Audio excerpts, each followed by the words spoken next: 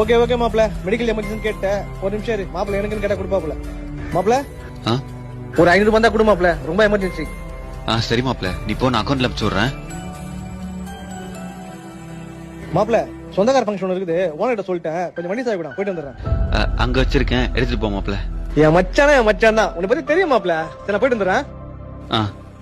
அண்ணா உங்களுக்கு ரொம்ப நம்புறாரு, உங்க மேல ரொம்ப பாசம் வச்சிருக்காரு போல. பாசமா? அதெல்லாம் ஒரு மண்ணாங்கட்டியும் கிடையாதுடா. என்னென்ன சொல்றீங்க? அவன் என்கிட்ட பாசம் காட்டுற மாதிரி பேசி பேசி எல்லாத்தையும் என்கிட்ட வாங்கியிருக்கானே தவிர ஏதாச்சும் ஒண்ணு அவன் எனக்கு பண்ணி நீ பாத்துருக்க? கொஞ்சம் நல்லா யோசிச்சு பாரு. இல்ல பண்ணிருக்க மாட்டான், ஏன்னா அதெல்லாம் வேற நடிப்பு. அப்படி பேசி பேசி அவங்க நல்லா நம்மள பயன்படுத்திப்பாங்கடா. எங்க 120% தான்டா உண்மையா பழகுறவங்க, மீதி இருக்கிற 80% பொய்யா பழகுறவங்க தான்.